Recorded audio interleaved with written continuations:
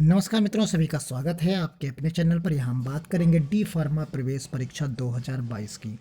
UP polytechnic परीक्षा जो होती है 2022, उसी के अंतर्गत ये आपका E1 और E2 ग्रुप के तहत भी एडमिशन मिलता है। तो इसके जो पेपर आता है फिजिक्स का, केमिस्ट्री और मैथ्स, तीन सब्जेक्ट्स होते हैं इसमें, और जिनके पास बायो होती है तो उनकी जगह पर मैथ्स की जगह पर बायो आती है। तो उसी टर्म्स में हम फिजिक्स का मॉडल पेपर कुछ कुछ क्वेश्चंस लेकर हर एक वीडियो में आपको प्रोवाइड करा रहे हैं। उम्मीद करते हैं आपको अच्छे लग रहे होंगे। तो आइए शुरू करते हैं आज का महत्वपूर्ण वीडियो। देखिए, ये पहला क्वेश्चन यहाँ पर है। इसमें एक क्वेश्चन है, आप पढ़िए। क्वेश्चन नंबर 5 पहले के हम पहले वीडियो में अपलोड कर चुके हैं। फिर 6 से यहाँ हम आगे पढ़ेंगे। एक तार का प्रतिरोध, इसमें प्रवाहित होने वाली धारा तथा लगाए गए विभवांतर का मापन से प्राप्त किया जाता है। यदि धारा तथा विभवांतर, यदि धारा और विभवांतर प्रत्येक की माप त्रुटि जो है वो 3% है, तो तार में प्रतिरोध की त्रुटि कितने प्रतिशत होगी। तो यहाँ पर हमें प्रतिरोध की त्रुटि को बताना है, और यहाँ पर हमें धारा और विभवांतर की जो त्रुटि है उसके बारे में बताया गया है। तो आप सभी लोग जानते हैं कि जो फॉर्मूला होता है वो V = IR होता है। ये फॉर्मूला है, इसी फॉर्मूले के तहत ही हम इसे करेंगे। तो R हमें निकालना है, तो इसको हम क्या लिख सकते हैं, V/I लिख सकते हैं। और जानते हैं जब डिवीज़न की चीज़ें होती हैं तो त्रुटि में वो एडिशन के टर्म्स में आ जाती हैं। तो यहाँ हम जब इसको त्रुटि के टर्म्स में लिखने की कोशिश करेंगे तो देखिए क्या बनेगा। यहाँ पर del R divided by R plus यहाँ पर क्या आएगा, इक्वल टू del V यानी विभवांतर divided by V plus del I divided by I, ये चीज़ बनती है। अब यहाँ हम प्रतिशत त्रुटि के बारे में बात कर रहे हैं, तो यहाँ हमको क्या करना होगा, del R divided by R multiplied by 100 equal to, इन दोनों का जो प्रतिशत लिखेंगे वो कहा गया है कि 3% है। तो सीधा और सीधा हमको यहाँ पर लिखना होगा, जो प्रतिशत के टर्म्स में आएगा तो वो होगा 3% प्लस 3% होगा। दोनों को ऐड कर देते हैं, तो जब दोनों को हम ऐड कर देंगे तो हमें क्या मिल जाएगा, 6% इसका आंसर मिल जाएगा। तो आपने देखा कि जो यहाँ पर आंसर हमें मिला, वो आंसर क्या मिला है, वो मिला है 6%। यानी हमारा ऑप्शन जो सही है वो डी ऑप्शन सही हो जाता है। तो इस प्रकार हम इस क्वेश्चन को सॉल्व कर लेते हैं। आइए चलते हैं आगे के क्वेश्चंस पे। अगला क्वेश्चन यहाँ पर हम देखेंगे, तो क्वेश्चन नंबर 7 होगा, MC² का विमीय सूत्र क्या होगा। तो आप सभी लोग जानते हैं, पढ़ चुके हैं, 11th क्लास में ये टॉपिक है।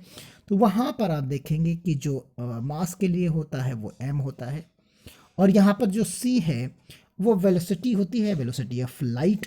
तो यहाँ पर वेलोसिटी ऑफ लाइट का जो फॉर्मूला होता है वो LT-1 होता है, -1 होगा। अब इसी को हमें क्या कर देना है, स्क्वायर कर देना है।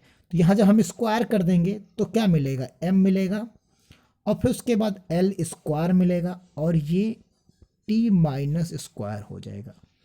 तो ये हमारा जो है विमीय सूत्र यहाँ पर बन जाता है। तो इस प्रकार जो आंसर हमारा बनेगा वो आंसर हमारा बन जाएगा, आप देख सकते हैं इस जगह से, ये हमारा आंसर यहाँ बनेगा। आंसर इसका बी सही हो जाएगा।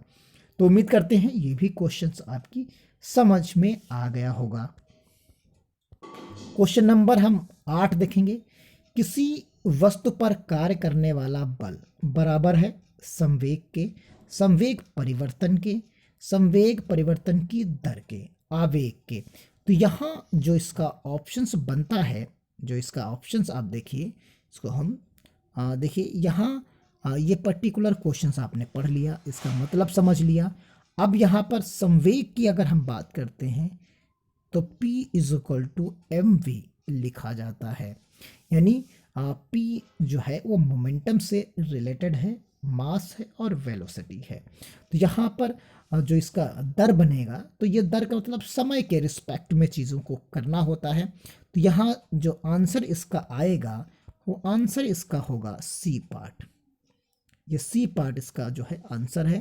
तो ये हम सी पार्ट इसका सही आंसर हम मानते हैं। तो ये इसका उत्तर होगा संवेग परिवर्तन की दर के।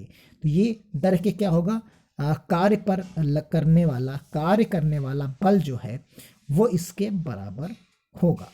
तो यानी तो आप समझ गए होंगे पूरी बात को, डिटेल में भी समझ गए होंगे। तो ये कुछ फार्मूले बेस्ड जो है थ्योरी के क्वेश्चंस भी मिल जाते हैं और आते हैं। तो सभी को चीज़ों को हमें प्रॉपर वे में पढ़ना है। इसी तरीके क्वेश्चन नंबर 9 हम देखेंगे यहाँ पर। तो क्वेश्चन नंबर 9 में है, दो संपर्क तलों के बीच घर्षण गुणांक 1/√3 है, तो उनके बीच लगने वाला जो स्थैतिक घर्षण कोण कितना होगा। तो यहाँ जो मान दिया गया है, तो हम सबसे पहले, क्योंकि जब न्यूमेरिकल लगाते हैं तो क्या करना होता है कि इसमें कौन कौन सी वैल्यू दी गई है उसके अकॉर्डिंग कौन सा फॉर्मूला लगाना होता है, इस चीज़ पर ध्यान देते हैं। तो यहाँ जो संबंध होता है mu s equal to tan theta हम लिखते हैं यहाँ पर। तो हमें टेन थीटा यहाँ पर फाइंड आउट करना है और स्थैतिक घर्षण गुणांक जो है हमें दिया गया है 1/√3 दिया गया है। तो ये चीज़ हमने यहाँ पर लिख दिया। तो देखिए 1/√3 यहाँ पर दिया गया है। टेन थीटा का जो मान है वो हमें निकालना है।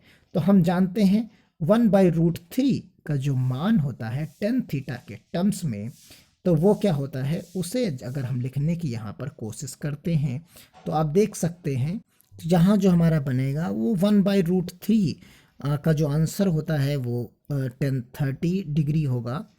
और फिर उसके बाद आप सभी लोग जानते हैं कि हम जब इसका कंपैरिजन करेंगे तो कंपैरिजन करने पर जो हमें आंसर मिलेगा वो क्या मिलेगा, यहाँ पर आंसर मिल जाएगा आपको theta is equal to 30 degree.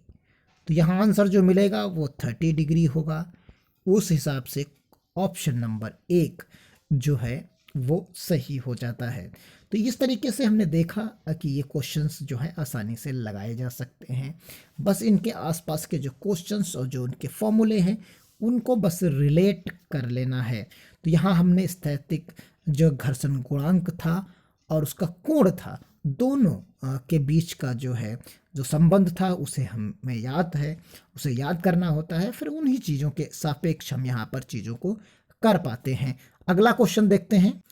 इस वीडियो का आखिरी क्वेश्चन है, एक कण एक समान चाल से वृत्ताकार पथ पर चक्कर लगाता है तो का त्वरण क्या है। तो इसका जो त्वरण होगा, इसका त्वरण की जो दिशा होगी वो कैसी होगी। तो यहाँ पर आप सभी लोग देख सकते हैं कि त्वरण की जो दिशा होगी वो कैसी होगी, क्योंकि आप वृत्ताकार जानते हैं।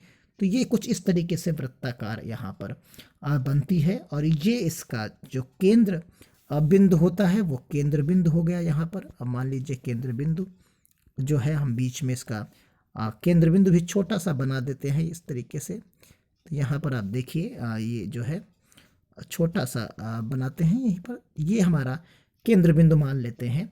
तो इसमें जो चीज़ें होंगी, एक चीज़ बताई गई है इसकी परिधि। तो परिधि आप जानते हैं, जो परिधि होती है ये जो बाहर का आवरण होता है यही इसकी परिधि कहलाती है। और उसके बाद कहा तो परिधि के अनुदिश नहीं होगा, स्पर्श रेखा के अनुदिश। तो स्पर्श रेखा के अनुदिश का मतलब है कि ये चीज़ इस तरह हम बनाते हैं तो ये कुछ ऐसा होगा, ऐसा दिखना चाहिए। क्या ऐसा आपको प्रतीत होता है कि त्वरण होगा इस डायरेक्शन में? अगर ऐसा है तो ये चीज़ संभव नहीं होती। यानी तो यहाँ क्योंकि दिशा उसकी निश्चित दिशा के तहत चलता है, तो यहाँ जो कंप्लीटली होगा वो डायरेक्शन उसका इस तरीके से होगा, यानी त्रिज्या के अनुदिश होगा। तो त्रिज्या के अनुदिश होने का मतलब यहाँ पर सीधा सा है कि जो ऑप्शन इसका सही होगा वो ऑप्शन सही होगा सी, त्रिज्या के अनुदिश होगा। तो उम्मीद करते हैं ये क्वेश्चन आप समझ गए होंगे, आसानी से चीज़ों को प्रॉपर वे में देख लिए होंगे। इसी तरीके के क्वेश्चंस हम आपको प्रोवाइड कराते रहेंगे, आप पढ़ते रहिए। अगर वीडियो अच्छा लगता है तो कमेंट बॉक्स में ज़रूर बताइएगा। मिलते हैं अगले किसी वीडियो में, तब तक के लिए धन्यवाद। जय हिंद, जय भारत।